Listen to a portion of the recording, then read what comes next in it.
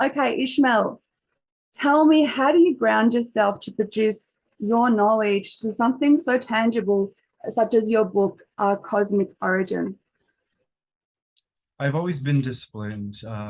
As far as I recall, I've always been very, when it comes to my routine, I stick to it. If I put my mind to something and I set my any particular goal, I stick to it no matter what.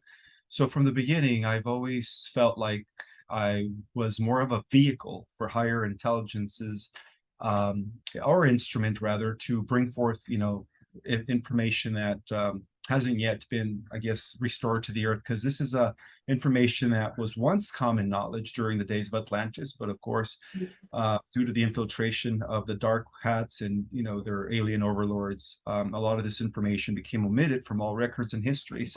So to me, it was more of I need to be disciplined. I need to keep my vessel clean. I need to keep my mind clean, my body, and of course I need to meditate in order for me to be able to anchor and download all this information, because I knew that I had some sort of connection to my multidimensional self. I call it my galactic self. And in order for me to establish that clear connection, I need to be in the right state of mind. I need to be healthy physically. It's a balance. It's a balance. So to me, it was all about discipline, knowing that my purpose here was greater than just the average Joe, and that I was being used by these higher intelligences that were, you know, um, getting ready to bring forth this information when the time was right. And so that's how that book came about. It was it was a two-way process. It was me getting downloads or getting these transmissions from my higher self, and then it was also me doing the research to back it up. So I did develop Mm. an intense zeal for investigation, for uncovering, and researching the group, I guess, information that is not available to the general public, in order to see if there was any, confirmation or validation to the information that I was receiving through my transmissions. And lo and behold, there was. The research was there to back it up, not only through quantum physics, which is the new avenue of science that is bridging the gap between ancient spirituality and cutting edge science, in favor, of course, of creation, in favor of creation by intelligent design, and all that stuff. So it's a combination of everything. Yeah. Thank you. Thank you so much. You mentioned it depended, there was a timing to all of this basically. And I find that interesting because it is so much of, if something is not meant to happen, you'll come up against so much resistance. And as much as maybe a part of yourself, we could call it ego, wants it to be scheduled to a certain time frame, it just doesn't happen. And how do you go about, do you just listen to that, or do you find yourself sometimes getting frustrated?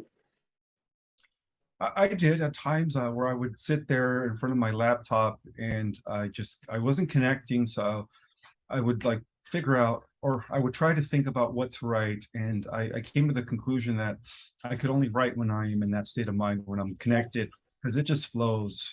Without the connection to the higher levels or to my higher self, there is no flow, there is no transmission. So yeah, I found myself like that in many cases throughout the production of our cosmic origin.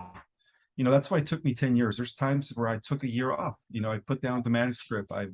You know, it was incomplete, and I had just and I would just take like a whole break for a year or sometimes a year and a half, because I wasn't connecting.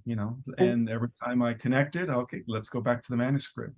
But overall, I was guided. I was guided by something greater than myself. I love that. And it's funny because I guess timing is not relevant to those dimensions, whereas down here it is so much. So yeah, there's that kind of conflict perhaps. I don't know. Okay. Very, very much Sorry. so. So true. Yeah, yeah. So it's not always how we want. So would you say people of a higher frequency have a harder time to be disciplined in general? No, it's actually the other way around. People that are vibrating at high frequency are normally, well, part of the reason why they're vibrating at high frequency is because, they're in control of their thoughts, they're in control of their emotions. They set their intention for the day. In other words, they are in control of their circumstances. Mm. They're mastering life. They're becoming masters of their own life. And that's what we came here to do, to learn how to master our mind, our thoughts, and pretty much be the co-creators of our own realities. Right. Thank you. Okay, so you mentioned diet helps. So certainly keeping that clear vessel, polluting it with what we would call junk food, would that block those Not down? only, not only junk food, but also drugs and alcohol, tobacco. Those are all toxins that pollute uh, the communication transmissions. Okay. When you don't have a healthy body, it's very hard to communicate with the higher intelligences, Mhm. because your body is like a river. When the river is clogged with debris, there is no flow of communication. But as soon as you take away the toxins and the debris and all the clutter that comes from these negative things that we put in our consumption, that we put in our body, Yeah. then you become a clear channel. You become a clear channel. Thank you. Yeah. All right. So jumping straight to something different, straight to love, actually. So do you believe love is a feeling that comes from Earth? Well, love is an innate, um, I guess it's something that's already embedded within us, because we all come from love. I mean, from the point of pure love, everything was made. All of creation stems from that point of pure love, unconditional compassion, understanding, and so we all have that in us to love. Every single species out there. I'm not just speaking about those here on Earth, but I'm talking about those that are inhabiting the multiverse. Mm. Um, everyone has that in common. We all seek it. We all want to be loved. We all want to love. It's part of it's inherited in us as children of the one.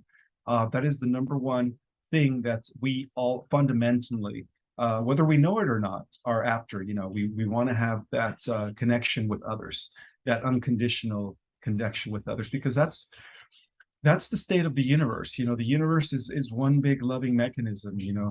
It's the reason why everything exists is because of that unconditional love that is flowing everywhere, and it translates in the form of universal life force, which sustains life. Without that universal life force that sustains life, which is generated by pure love and compassion, everything will just fall out of place and nothing will exist anymore. So that's what holds. That's the glue of creation, pretty much at the fundamental level. Some call it the unified force, right? Some call it the spirit of God. But when you analyze it, well, what generates the spirit of God? What gives rise to this unified force that binds and permeates all of existence? Compassion, love. Mm-hmm. Yeah, I love that. When this question came to me, this other thought came to me as well, and it's forgive me if it sounds really weird, but would you say the energy of love helped Moses part the Red Sea? I think it was a huge component. Yeah, I think he was already living from his heart chakra. He was from the day he started his mission in the liberation of the Israelites back in those days. He was already embedded in compassion. He knew he was an instrument, and that his purpose then was bigger. Was to change the course of history. And so, in order to be an instrument of the higher forces, you have to be anchored in love. Otherwise, there is no Buddhas, there is no Jesus, there is no Abrahams, there are no, what I mean, prophets and all that stuff. Yeah. Interesting. So it makes you wonder, people who are atheists, are they simply that they've blocked, maybe they have a blocked heart chakra? Perhaps, yeah. Hmm. Perhaps they have a blocked chakra, or they're just, unaware or unawakened yet. A lot of the people that are atheists are there as an antagonist to organized religion. It's like a Yes, communist. They're like rebels. yes. So if they say organized religion says there's a God, well, I'm going to believe not, without investigating it for themselves and realizing that it's not it's God is not how religion portrays it. God is beyond the concept of just one man sitting on the throne with a beard judging us. That's Mm. the old concept, and then that's where I guess we went wrong. I agree. So the indigenous here in Australia, I consider are quite spiritually evolved. Um, Mm-hmm. and they talk about the dream time, they have a knowing, and they talk about this freely. So, having that in mind, what are your thoughts on Australia? Have you had much thoughts about Australia very far? Just general thoughts, I understand that it's heavily penetrated by the deep state, and I do know that you guys have been through I guess, the hardest living conditions in the last 2 years because of that. In other words, you guys have had it the worst. And a lot of it has to do with underground, networks that have been established by the deep state and their associations with the negative aliens and stuff. But as far as like the indigenous people of Australia, just like the indigenous people of all lands, are Mhm. very, very sacred people. You could actually trace their origin back to the Pleiades in Lyra, where they originated. Yes, yes, Very yes, advanced oh, yeah. spiritual things, where they don't. The more advanced you are spiritually, the less external technology you need. How does that sound? Oh, I love that. That's a real quote right there. Okay, I'm gonna write that one down. Thank you, Ishmael. Also, before I continue, I just got a few more questions. I'll let you go. The pronunciation of your name, am I saying correct, or how do you really say it? It's Ishmael in English. Ishmael. Yeah. Okay. And Ishmael, I have a question also regarding your name. Is this how did your parents get inspired to call you Ishmael? Are you called after some other relative in your family, or? Yes, my dad's name was Ishmael as well. Wow, I just picked up on that. I don't didn't really. Hmm. Okay, thank you. I know that may be a bit personal, but I was just Okay. well, I had to ask. No Okay, so problem. thank you. So would you say there is a gap in the market regarding the information you provide? Do you think are you feeling there's more of a demand and a bigger audience for the kind of content you create and the book you've published? Absolutely. I think that this is the time, everything happens in divine timing. So when the book was finished about 2, 3 years ago, it just sat there. It Mm. was a 300-page manuscript, well, 290 after the editing. And it just sat there. And I was told to wait till the time was right for the collective to be ready. Because if I would have published it 2 years ago, um, the collective wouldn't have been ready for this, for the galactic history, and people were still invested in or blown away with what they learned in Ancient Aliens, and and learning about Roswell, and learning about Area 51 and the Greys and Dracos and the Pleiadians, but they didn't have an understanding of the history of those wars of, between the benevolent races and the malevolent races. And so, but now they do. Now people are at a collective level of, they're ready. In other words, they're ready to understand the bigger picture and how our Earth connects to the organization of the cosmos. And yeah, I believe everything happened in divine timing. So, and yeah, I'm excited. I'm just, it's a blessing because I'm helping so many people understand their mission, um, their multidimensionality. I get so many thank yous from people from all around the world who have been activated, and just by reading my book or listening to my interviews, filling in all these gaps for them. I mean, that just brings joy to my heart, because it's like I feel like, it's increasing the awakening process. I feel like I put it on fast forward with the release of this book, Yes.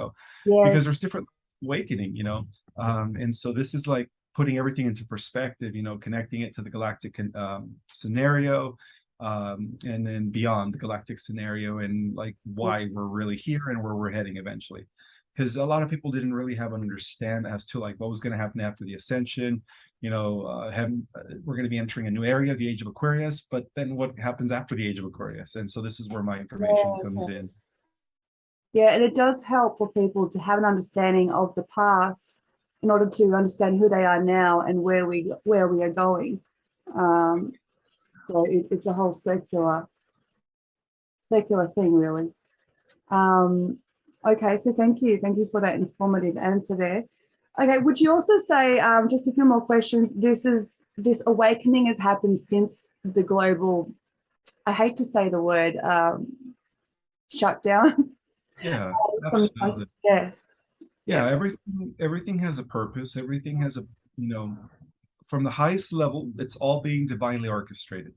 So even the dark cats have a role to play, and what they thought was gonna give them the upper hand ended up giving them the downer hand. They more people went inward as a result of staying in their home. More people started doing the research.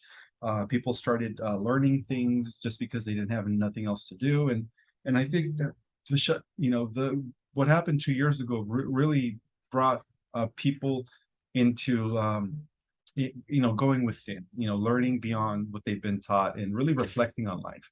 And I think that that was a good thing. I think that everything happened for a reason. And so now people are waking up worldwide. It's like becoming a domino effect. The wave of awakening is just reaching many, many people. Absolutely. Okay. One last question is, if you were to incarnate again, which I assume we all do, where would you and who would you choose to incarnate onto Earth again? Well, I strongly believe I'm going to be keeping this body for all eternity. This is my last incarnation. That's we could all research that. That's the conclusions that I've derived at just from my own research and study. But as far as like coming back to the earth, or like I don't really think that. 1 second. Okay, so basically, sorry about that. Okay. I don't think I'm going to be reincarnating again. I think I'm going to be ascending, if anything. I'm just going to be taking my body up with me into higher dimensions and higher levels of reality. As my body becomes, more less denser and more pure and less dense or matterized and more light. Eventually we're all heading to becoming pure light. But yeah, this is the body that I'm always going to materialize when it comes to existing in the material realms or in the physical dimensions. Okay, Ishmael, I'm going to leave it there. Thank you so much for your time, and I think you're busy with your dog. Is that right?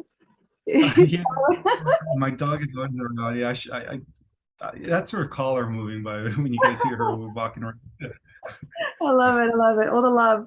Okay, well, thank you from Melbourne, Australia. All my love to you in Los Angeles. I have been there, and I've been meaning to come back. So here's wishing on that. Thank you so much. You're Also, welcome. do you want to say anything extra? I sorry, I forgot to add and ask you that question. Well, let's see. Up to you. I'm going to be presenting some valuable information pretty soon. I'm going to be doing it on my platforms and on other interviews regarding the infiltration of the Galactic Federation by the return of Enki, of the negative Anunnaki, who has sided with the AI. And what he's been doing in an effort to try to regain control of the galaxy through infiltration by harvesting our galactic genetic codings and abducting women that are, so this is something that's been going on in the last few months. And so I'm going to talk about that pretty soon, and how the Galactic Federation is now switching their name from the Galactic Federation to the Galactic Alliance because of this infiltration. There's going to be a split in the Federation because of that. So, but again, the solar flash is also very imminent, and I do believe that the solar flash is going to cause a bifurcation of timelines where those that are vibrating at a high frequency through love, compassion, understanding, and joy are not going to be able to experience the negative timeline. They're going to be going off into a different, I guess, a different Earth, which is what we're all going to be heading into as we ascend. And then those that go to the negative timeline, unfortunately, because of the fact that they weren't, living from their heart, or they weren't, vibrating at a high frequency, are going to go into the negative timeline. But at the end of that negative time, at the end of the millennium, I'm sorry, there's going to be one final clash against what Enki's doing now in the presence.